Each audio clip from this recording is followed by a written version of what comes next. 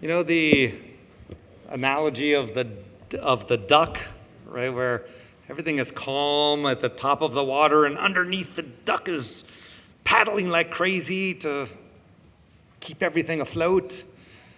And the last couple days, just for me, I felt like the legs and not the calm. And hearing you sing and hearing the choirs and Eleanor, and it brings me calm and lifts me up. And I hope that you have moments over this holiday where it's not just the paddling, but you find the calm on the surface. It reminds me how much I miss you. Some of you I see frequently, you're back, and some of you way in the back. I still haven't seen you in a long time, but welcome home, whether you're in the front or in the back or online, that it feels like home when we're together, and I miss you. What I want to talk about tonight is these moments in between.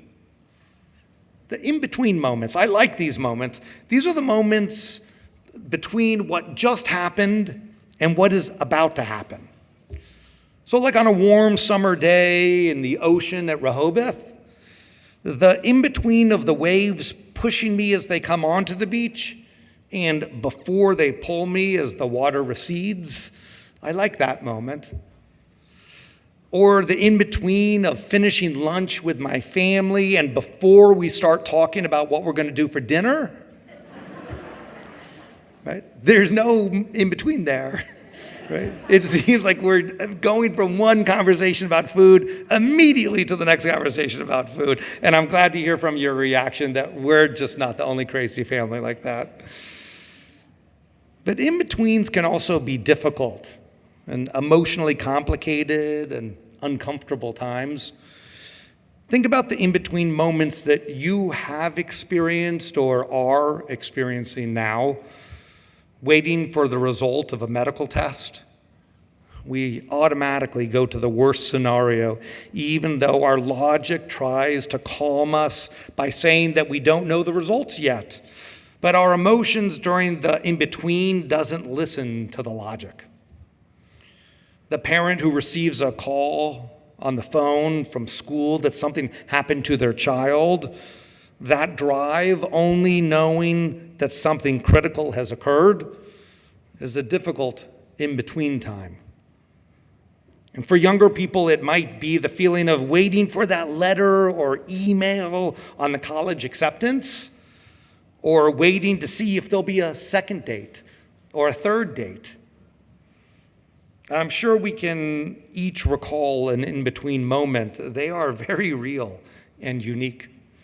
In-betweens can be hard. Those moments of emotions and uncertainty, of anxiety and joy, vulnerability, the unknown. In-betweens might be scary. Nobody wants to be in those hard spaces. We prefer to focus on actions and resolutions, forward motion. But over the years, I've become more comfortable to be with myself and to be with other people in the in-between moments of life. I believe how we look at these in-between moments influences what comes next. How we sit with the in-between can either narrow our sense of options, or I strongly believe can help us see more broadly, identify greater possibilities, and sense a bigger picture of what might occur. Social psychologist Adam Grant values these moments as the opportunity to rethink, he says. To rethink what you know and to unlearn perceived barriers to make better choices. In his book, Think Again, he identifies these moments as critical for organizations as well as for people. He presses us to refresh our thinking frequently and to account for changing circumstances. I think about the in-betweens. As Grant writes, we often prefer the ease of hanging on to old views over the difficulty of grappling with new ones. Yet, there are also deeper forces behind our resistance to rethinking, he says. Questioning ourselves makes the world more unpredictable. It requires us to admit that the facts may have changed, that what was once right may now be wrong.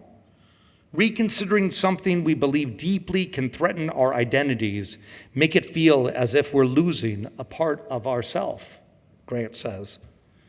It is the in-betweens which have the greatest potential and possibility to rethink, unlearn, and move forward. As a rabbi, I see many aspects of people's lives, joy and sadnesses, transitions, big decisions before they are made, and the results of those big decisions after they are made. We do not spend enough time focused on those in between, though. They are, after all, the moments after something has happened and before something else has happened. It is natural for us to pay attention to the points of action, but we often miss the important in-between moments. What I'm suggesting is not magic, though. Noticing cannot force options to materialize which do not exist. By bringing a sense of possibility to the in-betweens can help see more paths forward. Just the opposite is also true. If you close your eyes, you won't see anything. So as my kids say, let's take a beat.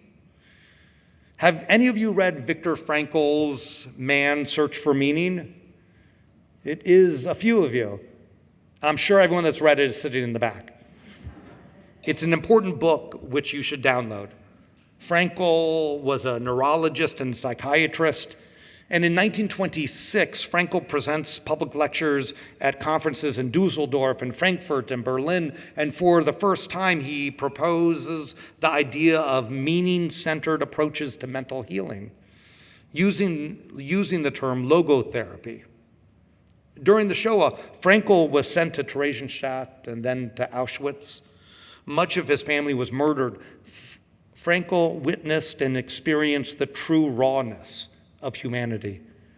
In the book, Frankl uses his training to understand aspects of what he experienced. It has had profound impact on me and has shaped how I think about those in-between moments. He writes, "Everything can be taken from a man, but one thing, the last of the human freedoms, to choose one's attitude in any given set of circumstances, to choose one's own way." Frankl teaches that no matter what is happening, you always have a choice as to how you respond. Think about that. Do you withdraw, get angry, boast, post on Facebook? It is not easy, and there are many influences, but people can choose their own response even when they cannot control the good or the bad circumstances around them. Frankl's fundamental belief in human nature, even when faced with the cruelties he experienced, is remarkable. Centuries earlier, Maimonides also believed people can influence their own responses. In the Mishnah Torah, Maimonides describes various natures of people: wrathful, prideful, greedy, miserly, depressed, and also the opposite, positive, extreme characteristics. In my Wednesday morning class on Maimonides, which everyone is welcome to join, we had a great time unpacking this section of the Mishnah Torah. Just an advertisement, we meet 9:30 to 11 a.m. every Wednesday on Zoom. So come in your slippers. Maimonides frames for us that we should travel the middle path between the extreme emotions. Rather than react for a polarized place, we should find a measured reaction. Maimonides writes, we are commanded to walk in these intermediate paths. Influenced by Aristotle's golden mean, Maimonides believes we are able to control our responses. But where does that happen? Where does Frankl's freedom of human nature exist? Where is Maimonides or Aristotle's middle path? Where is the space to be my best self? It's in the in-between moments. Right? Those are the moments where we can exert control over our response to what came before and influence how we will comport ourselves to what comes next. The in-between is where potential is stored. A way to notice the in-between moments is simply to slow down. Emotions rev us up. To be intentional about the in-betweens, though, we need to train ourselves to slow down. Yoga teaches us to breathe. Religion teaches us to pray. Therapy teaches us to identify the emotions racing through us. These are all related practices. They are each how we live within ourselves. It is noticing the in-between moments that makes life more beautiful. As a rabbi, people ask me all the time about kashrut. Why scales and fins? What makes a chicken kosher? What is the correct bracha?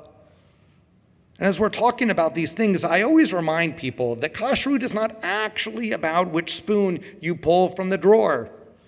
There are no cooties on the meat spoon.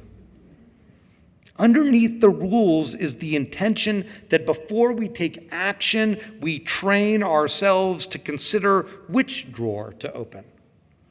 Rather than just taking action, we honor what we are doing and become mindful. That is an everyday in-between, which we probably miss. Picking a spoon is just a transaction to make the soup. But seeing it as an in-between, it becomes an affirming moment. The spoon becomes an act of recommitting to values, even in a micro way. And walking through your day with an awareness that you are affirming your values multiple times a day, that adds up to something worthwhile. Now let's zoom out from the spoon to the bigger picture.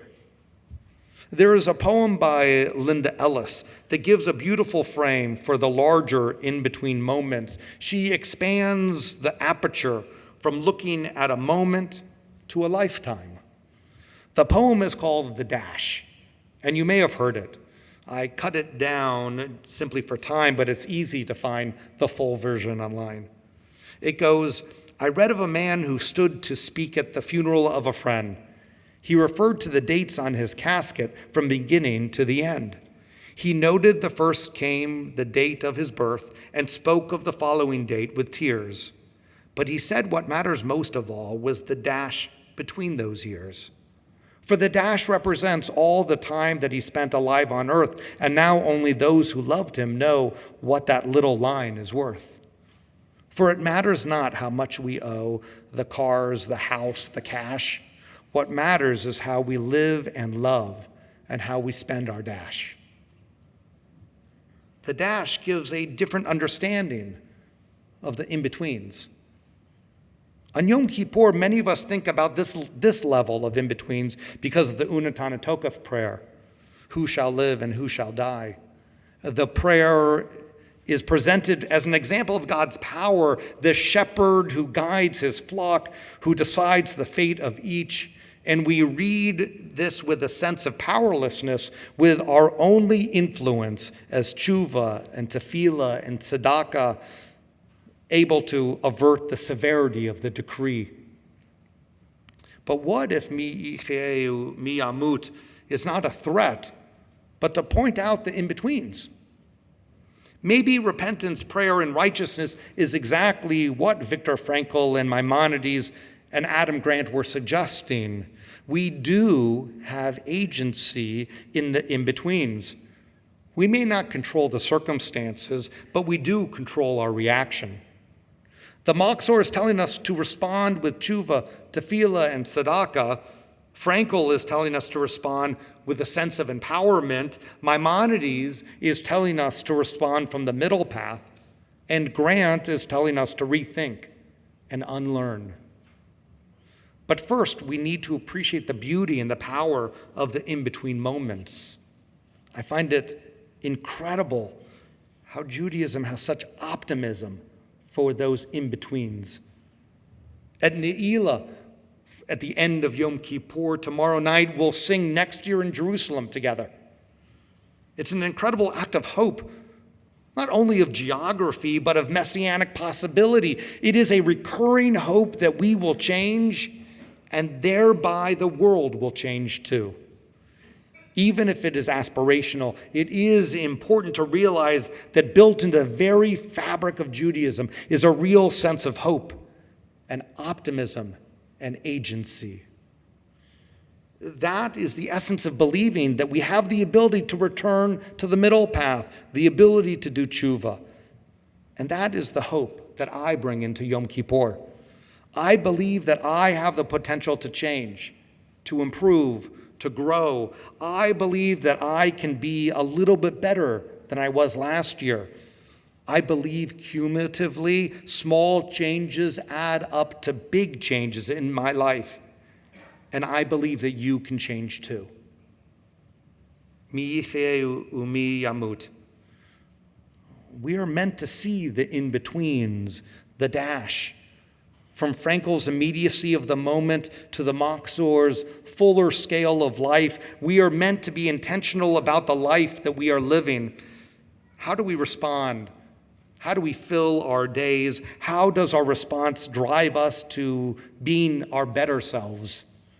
Maybe we are meant to see the finitude of life as a way for us to see the richness and beauty of what fills the in-betweens. Big and small, these are the moments where our own potential shapes the next actions we take. And I pray we fill these moments with intentionality, awareness, and optimism that we can be our best selves from what happened in the in-betweens. Tzom Kal, have a meaningful fast this year. Amen.